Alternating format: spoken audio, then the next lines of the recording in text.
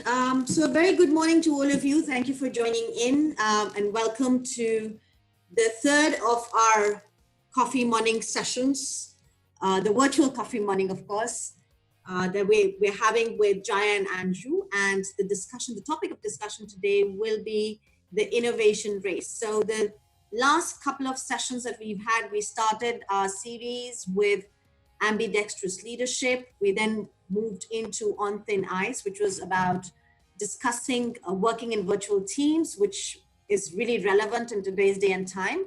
And now we're in the third part of our series, which has to do with the innovation race, which is actually one of the marquee programs that are offered under the Tyrion banner. So before I go any further, I will do a very quick introduction for all of you.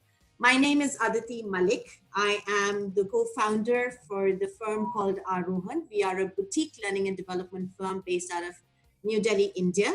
And we have been offering bespoke solutions to a discerning set of clients and also executive coaching across the value chain of organizations.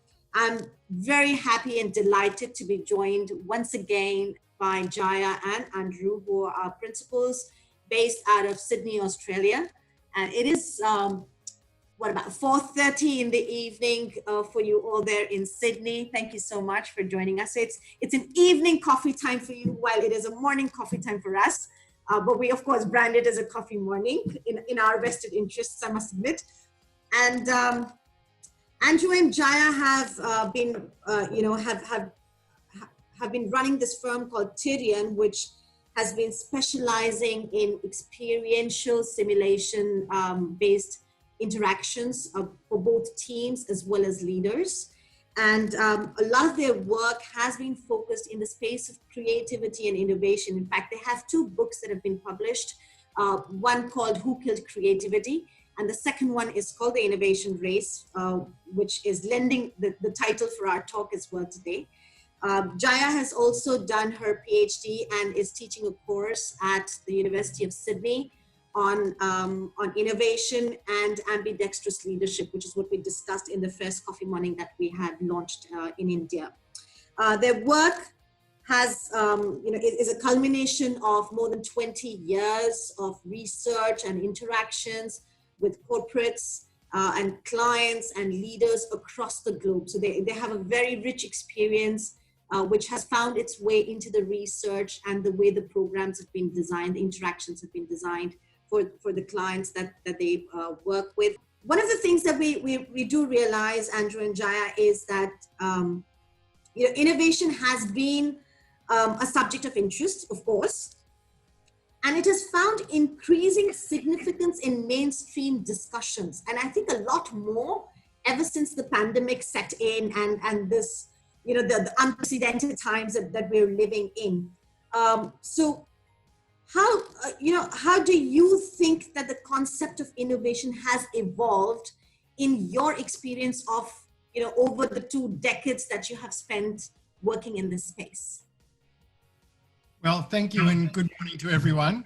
We have, if you've met us before, you know that we have been running innovation and creative thinking and design thinking workshops for over 20 years.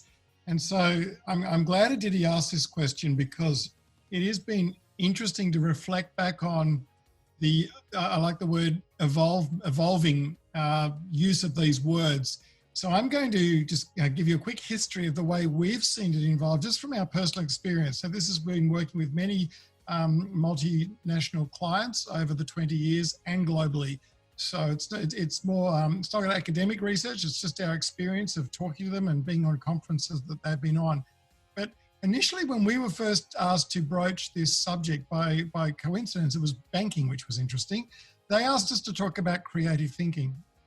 They didn't ask us about the word innovation. And unfortunately, in the conference scene, we all too often got people saying we want to do creative thinking as a workshop or a keynote talk. And I said, why? And very sadly, they would answer back, because we've done everything else at a conference and we don't really know what else to do. We've done our presentation skills and we've done negotiation and influencing. Maybe we need to do creative thinking. So that was a bit of a disappointment. And really, we had to work very hard in those early days to show people the value of creative thinking. Well, as it evolved, then people started to realize that that linear approach to solving problems, or the logical approach to solving problems, was not good and didn't necessarily differentiate you from your competitors. And so we then started to see people ask for creative thinking and genuinely understand what it means by trying to solve a difficult problem or a wicked problem fast and efficiently, and by connecting things that other people, particularly their competitors, won't connect. Then we saw that that word creativity got a bit hijacked and polluted and diluted, and then everyone was starting to use it, and the word creativity just became very, very too much of an everyday word and overused at every conference. And then it got replaced by the word innovation. Now, I'm not saying it's as linear as this, but we started to see that people realized that creativity wasn't very effective, and it got replaced by innovation and then other people thought that creativity was about being artistic, where we're saying it's about creative thinking skills. So Jaya, tell us a little bit about where innovation came from and how that happened. Yeah, well, it's interesting because I think people separated creative thinking and innovation. So creative thinking was about, using your imagination and looking at the clouds, and innovation was all about these new tech products. And they didn't see that there was a really important link, that we need to not just focus on the product or the outcome, we need to focus on the process and the people who are going to be able to bring about this process.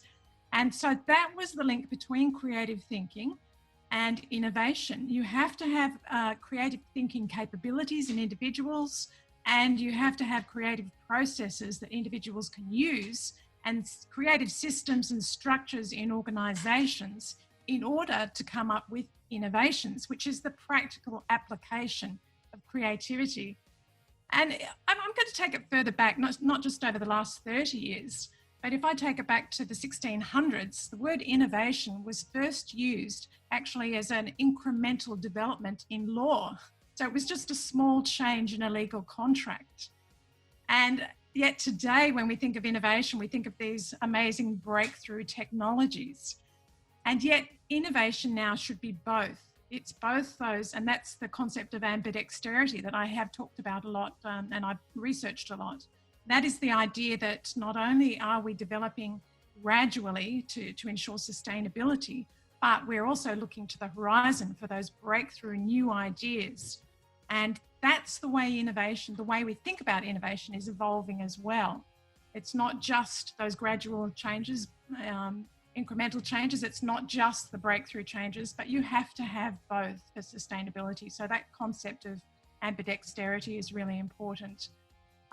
It's interesting that the word innovation is now so popular that Wired magazine has called it the term or the buzzword of the decade.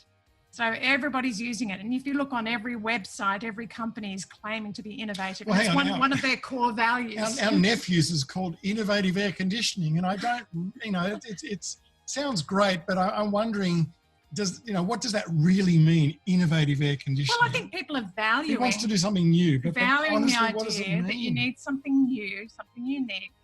But I don't think a lot of people really understand what brings about those innovative changes and how to lead to innovation in the organisation.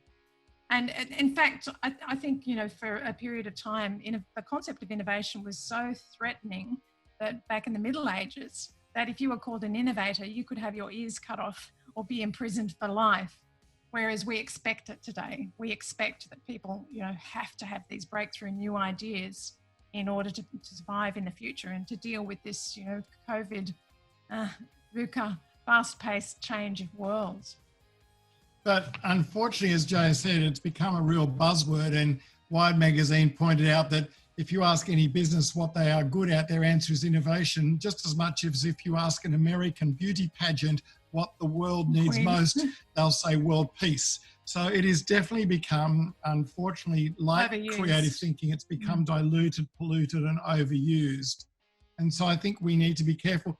The other thing we notice when we go to a lot of these, we used to go to a lot of these big conferences with keynote speakers, of which we were some of them, many conference organizers tried to get futurist keynote speakers, and it was almost like an adrenaline rush or a dopamine hit of listening to one of these futurists talk about what's next, what toys are coming next, and then people would go away from the conference and say, I know something you don't know. I know what toy is coming next.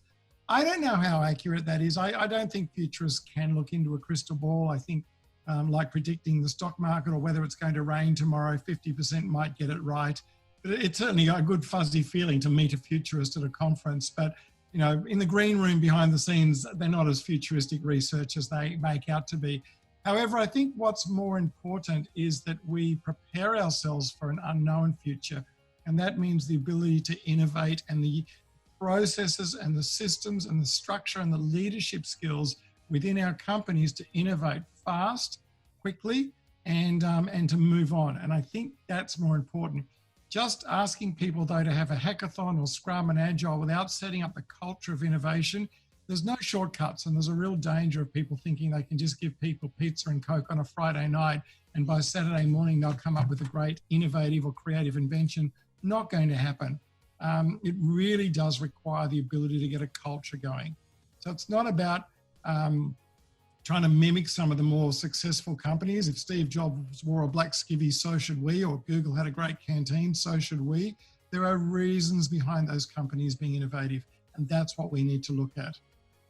And that was really my next question to you, Andrew and Jaya, is so we've understood, you know, how the word innovation has evolved and how it's become a buzzword and the most used word in the decade. But from an organizational perspective, why is it really important for organizations to be innovative in the first place? So what's all the fuss really about? Well, I'm going to be very crude and bundle the word creative thinking and innovation together to answer this question. But at the end of the day, as we're moving into the future, AI will automate many, many things, but it will have a hard time automating the ability to look for novel and new ideas, which is creativity, connecting the unconnected, and then making them work in real life, which is the innovation. So whilst AI, artificial intelligence, will automate a lot and put a lot of us out of our jobs, I don't believe it will be able to make the connections of totally unrelated things, which means perhaps one of the only skills you're going to be needing in the future is the ability to be creative and innovate. And that's been reinforced by the World Economic Forum, by IBM's survey CEOs saying that creative thinking was the #1 skill everyone needs. And that's because they know what's coming. And there's also research into organizations that are innovative. They have much better employee engagement. They have better productivity, which is up to 50% higher or more productivity, and better decision-making effectiveness. They've surveyed 450 companies, and they've looked at the top companies in measures of innovation, and they have all of these measures. In particular, if you look at corporate decision-making effectiveness, those in the top quartile will be better in terms of the speed of decision-making, the effort involved in decision-making, the quality of decision-making, and the yield or the outcomes. So in terms of making those decisions and executing those decisions, the companies that were the most innovative were the most highly successful. And you think about if you've got better decision-making strategies and systems, then you're going to have much better organizational alignment and strategy. So it's become, you know, a very, very clear priority for organizations. They can see it actually impacts the bottom line. It's not just a nice idea to be innovative. It's a critical survival capability. So what I'm hearing you say is that innovation is not just about the new products that are getting launched or the innovative mindset, but it also contributes at a more subliminal level in terms of the efficiency and the productivity of an organization. And it's quite interesting you say that, because a lot of times that's not how we associate with innovation, right? We often say innovation is really about having those path-breaking ideas and products that can get launched, and it'll really, you know, kind of set that industry on a different path altogether. But what I'm hearing you say is, while that will also happen, but an innovative culture or an innovative mindset, which is sustainable within the organization, is also going to help the sustainability of the organization per se, just because it becomes more efficient. and decision making is a lot more seamless and smoother. Is that what I heard you say? Well, the end result of in this particular case, some great new technological breakthrough is the end result. Maybe it's what people can see, but Google wasn't named the most innovative company in the world because it came up with innovative products. It came up with innovative products because it had an innovative culture. So you can't just jump ahead and think you're going to come up with these innovative products without the innovative culture. There's no shortcuts. And therefore, it's really important that we understand that that's what you're talking about is the end result. We want to see what helps companies get to that end result, help them focus on setting the foundations to get them to the end result. And then the end result will flow.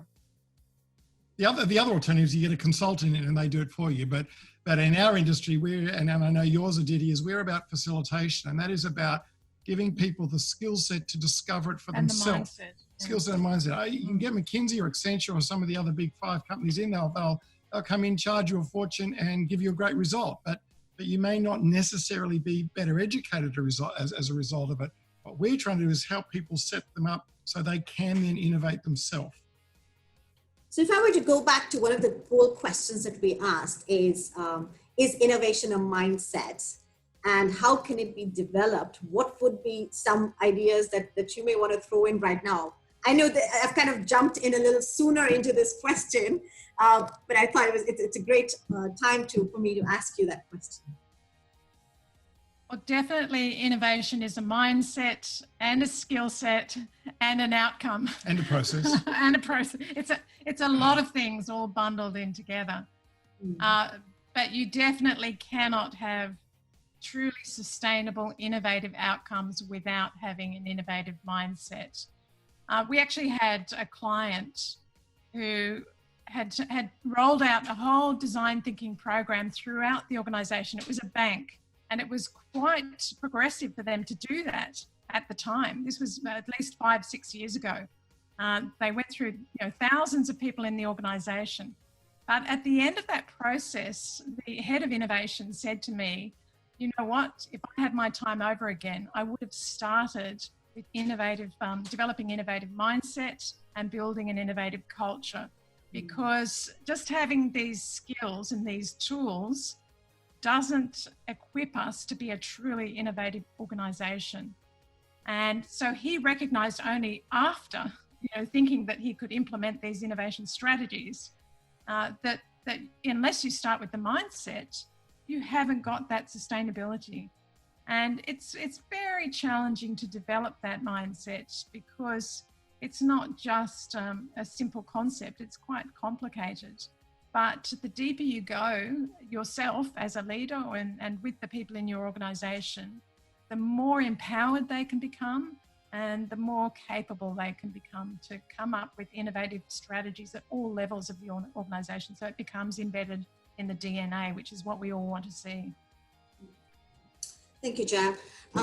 If I were to just kind of take a step back and Andrew, you did talk about the creative mindset and the innovation mindset is really the most important skills the human race really needs to continue to have, because once artificial intelligence kind of finds its way into our daily lives, the only thing that the human race, in fact, I remember reading that the only thing that will keep us as humans employable or employed is going to be creativity and innovation and our emotional intelligence. Because other than that, I think most everything can be done by robots and bots, so to say.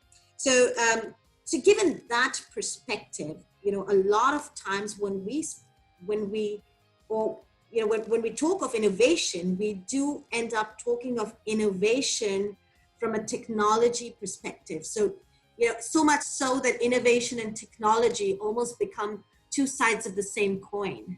And we talk about it in the same breath. So, how right do you think is that, or what would be your take on just the way we're using these terms as we're evolving, and maybe you could kind of also put it into the context of the current times that we're living through. Well, technology is the end result of innovation. I suppose it's the end result of an innovation process. As Jaya mentioned, there's also a mindset, a culture, and the process. And maybe the technology, the thing we come up with is the end result of that innovation. But it's also very interesting to study history, and Jared Diamond's book, Guns, Gems and Steel, which is a whole history of innovation and technology from over the centuries, really talks about, unfortunately, when a technology savvy country or culture clashes against a more traditional culture, the technology country or culture will always win.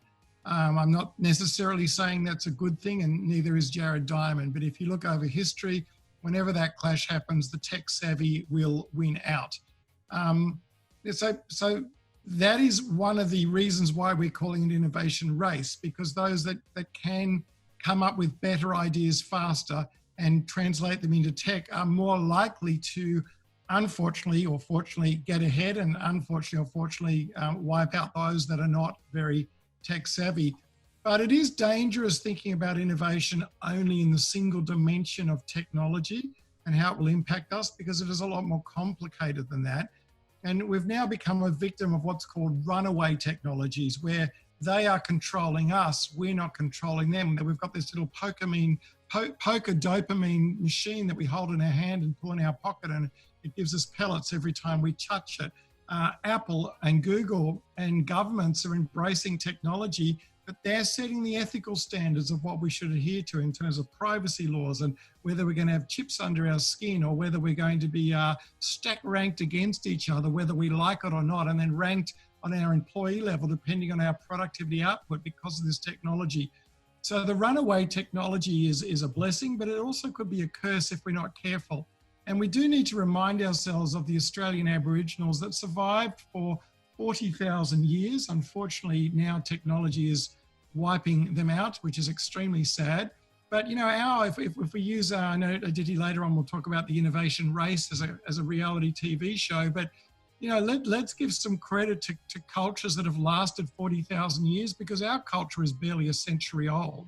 And so we can't be too full of ourselves thinking that we've got it all right just because we're totally drunk on technology. It may end up being the thing that pulls us down. And let's not be so arrogant like the Roman Empire was, the Egyptian Empire was, Angkor Wat was, thinking that we will last forever. We won't unless we continue to innovate, but it can't just be innovation around technology. We also at the same time need to innovate around ethics, around spirituality, around our agendas. We must innovate beyond just technology, or we will find it will rule us. And you can see that technology is actually, it's a double bind, because while it's helping to solve critical problems, it's also at the same time creating and compounding other problems. So it's like the deeper we dig ourselves into relying on technology, the more problems we're creating. And so we can't say technology is the savior. There will be technologies that will certainly assist us in the future, but there's a much deeper need to consider the principles, the ethics, and you know, those innovative systems and processes that are supporting those technologies, and not focus on or hero worship the technologies themselves and see that as the be all end all of innovation. I mean, think about it. Google's got, and Apple have got floors and floors of 30-year-olds inventing stuff that no one's ethically checking whether this is going to be a good or bad thing for our planet. They're just hell-bent on giving us better toys to play with. And it's unfortunately the philosophers and the ethics people are playing catch up. But I'm a bit nervous that 30-year-olds are telling me how my life's going to pan out in the future when their only narrow-minded focus is on developing something better and not thinking about the ethical implications that it might have. So I do think we've got a danger of worshipping technology. It may save us, it may not. We don't know, because if innovation was a reality TV show, we're currently locked inside this season. We don't know what the end result of this season of our what we'd call Western society season would be until the season comes to an end or a grand finale and moves into the next season. Right. In fact, I have now two questions emanating out of what you just said. And I must confess, you know, the lack of my understanding every time I've looked at the phrase the innovation race. Because when I thought or I heard innovation race, and I was like, who is going to be innovating to stay ahead in the race? But what you've just shared is giving a lot more holistic perspective. It is really a question of what are the impacts those innovative ideas and initiatives that are going to have on sustainability at a larger scale. And it's just not about staying ahead or the next cool product that's getting launched or the next cool idea that's seeing the light of day, but it is really about what are we really doing to make a difference. And I know that you both and us here at Arohan, we've been speaking about this term called the value creation a lot over the last few months.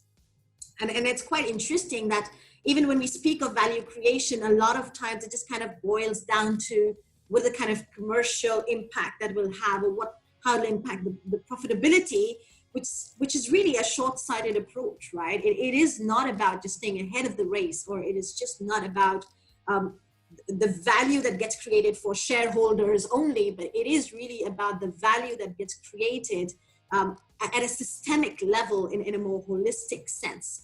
So it's very interesting, and thank you for shedding the light. I was just kind of very keenly listening into what that innovation race really meant from your perspective and why it's being called. So anything that you'd like to build on my understanding, and I hope I'm kind of aligned to what you're saying. I just wanted to say a quick thing, then I'll hand over to Andrew. But we're now innovating for the sake of innovating. We're not thinking about why we're doing it, what we're doing it for, and where we're headed with it. No, I think back in history, innovations were for survival. And, there is the concept that came from India of Jugaad. I don't know if I'm pronouncing that correctly. Well, there's one of the questions. Jugaad innovation. Maybe you can answer Percy's question right now. Jay being the state of innovation in India. Jay being the expert on Indian innovation, speaking to. So you can fill me in on this, but the concept is that there are many people who are underprivileged who have had to innovate to survive. So if you're living in a junk heap, you have to pull together bits of junk to make something that works. And, that's a really important area of innovation. I think historically, that's what innovation was for. It may not get the headlines on CNN like Google, but it's still, brilliant innovation. And it's a shame it doesn't get the headlines. I know we've seen a couple of viral videos come out of India from the guy delivering the coffee or the food round, and how he built a large company. It's a shame that some of these big tech companies get 90% of the headlines. But look, Didi, you've jumped to the end of our book, The Innovation Race, because we wanted to taunt people on this concept that innovation is a race and there can be no such thing as a passive viewer like a reality TV show. We can't sit and watch it, and we will, tech will take over and obliterate the tradition, which is extremely sad. And therefore you need to be in the race to win it. But then you've jumped us to the end of the book, which we wanted to, like a good TV show, have a bit of a twist. And that is, the twist is either we all win or we all lose. There is no such thing as a single winner. And so that's where we depart from the reality TV shows, or actually not, because some of those reality TV shows, they have the winners heading off to the winning line. And then in the last episode, they bring back in the people that were kicked out of the show by the winners and told them if they don't learn to cooperate or collaborate, they won't win, or they can vote them out. So there are lots of twists and turns, but I think in TV shows, but there's a twist and turn in ours, and that is, it is an innovation race. We do need to stay in it to win it. We can't be passive, and we need to move fast, but we cannot do it at the expense of others, because that will be a destruction for all of us. It will be mutual survival or mutual not. Now, I know that's getting philosophical, and business people are saying, what's that got to do with me? So just park that if you want to get back to the business side of things. But we do think that is important, because otherwise we will just continue to innovate for the sake of it, and goodness knows where the world will end up. Well, I want to add there too that, back to the ambidextrous concept, we think we have to be competitive to survive in business, but we also have to be collaborative. You have to have both.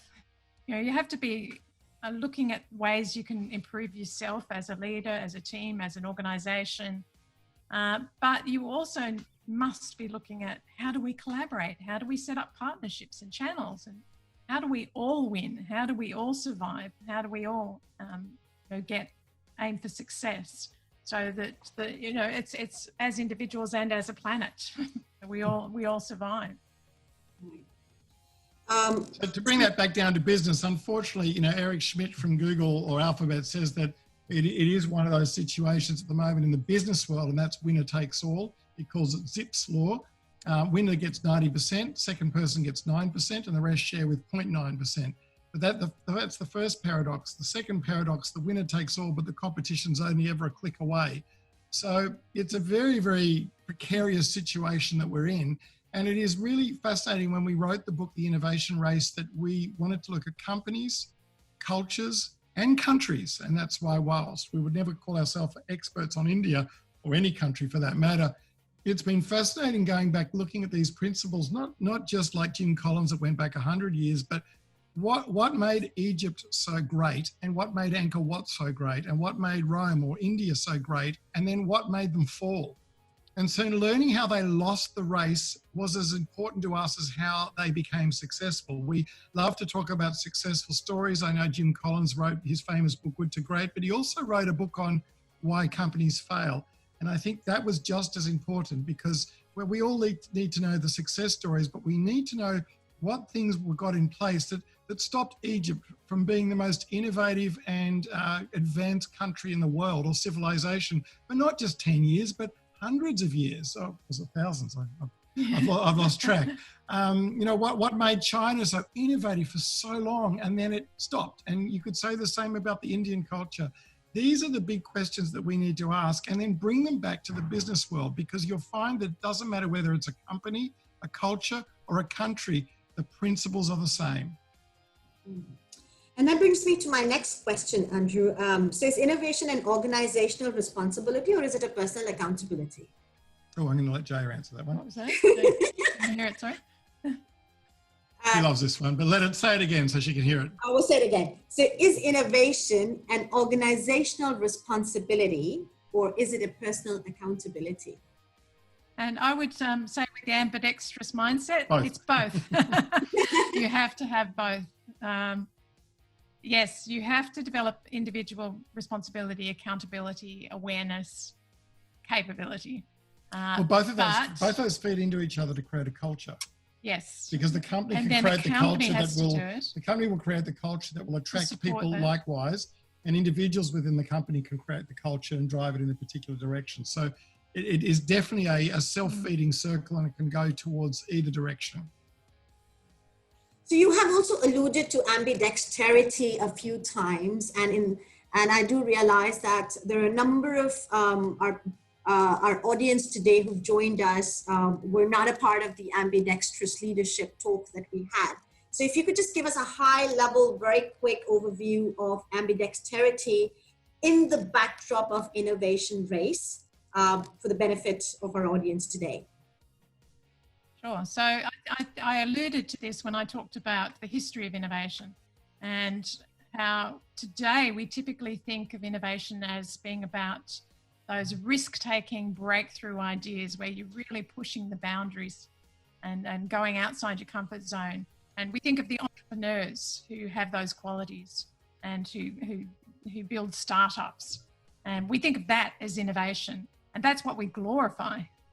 But there's actually a flip side to that. And the flip side is that you must also have the incremental, slow, cautious, incremental developments that will provide a foundation for long-term innovation, and that will ensure that innovation is sustainable.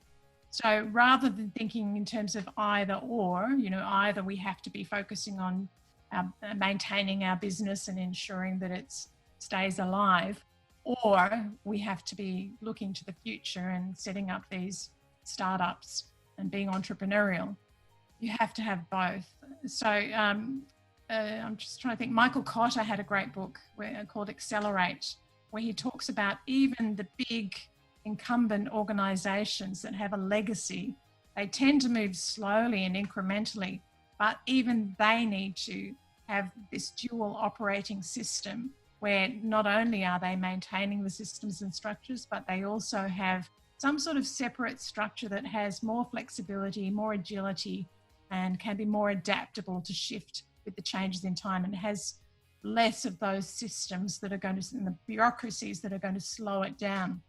And, so what happens if you have one at the expense of the other? Well, I was going to say the other side is, often then you have the startups where you're reliant on the risk-taking personality of the entrepreneur, but those startups don't survive unless you have somebody developing the systems and structures. 75% of startups fail. Will fail. Which we don't read about. If you don't move to that next level of providing that grounding. And then it's going to be a constant shift between the two states, which I call exploration, that fast-paced look to the future, and preservation, maintaining what you have and incrementally developing that. So it's in terms of language, it's not either one or the other. It's both, and you have to have both simultaneously together. And you think about the tension between those two positions. You're going to have somebody who's, sort of itching to get ahead and pull the organization forward. And then you'll have others who are saying, no, we can't. We don't have the funding. We don't have the capabilities. And they're sort of constantly pulling back. So there will be a tension between those two positions. But if you recognize the polarities, and if you really,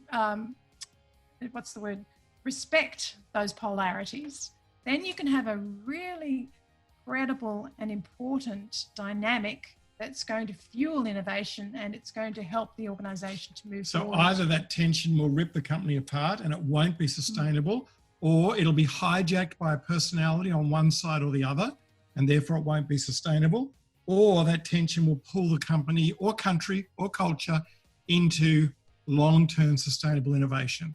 So what's that, a 1 out of 3 chance that will happen? And it doesn't matter, as I said, whether it's a civilization or a company, the principles are the same. And that's what the research Jay has been doing. There's one question that's come up, which says, what are your views on the state of innovation in India? Well, I would say we're usually quite reluctant to comment on a country that we're seeing from the outside. I think, a lot of you will have a much better feel for the state of innovation in India. I would be interested to hear your thoughts, and then, perhaps we can reflect on, what that means. But just a general comment would be that you've got a huge population, you've got a lot of things happening in India, and you've got, both extremes of areas that, still need development, and you've got sectors that are very highly developed and highly innovative. So from an external observer's perspective, there's a huge amount of opportunity in India. And it's really going to be a matter of identifying and taking advantage of those opportunities and ensuring that there is enough education and awareness of how to really build that sustainable innovation. So it's not just focusing on, have we got the technologies, because that's the way that countries tend to compete. So you'll have, one country will bring out a mobile phone, and another country will bring out something with another mobile phone feature. And that's how we measure how innovative different countries are.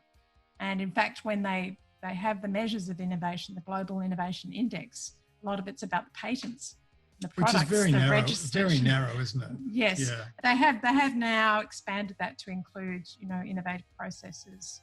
They still don't really talk about innovative cultures, and it's very difficult to measure. But so it's, as I said, it's difficult for us to comment, but definitely opportunities there in India.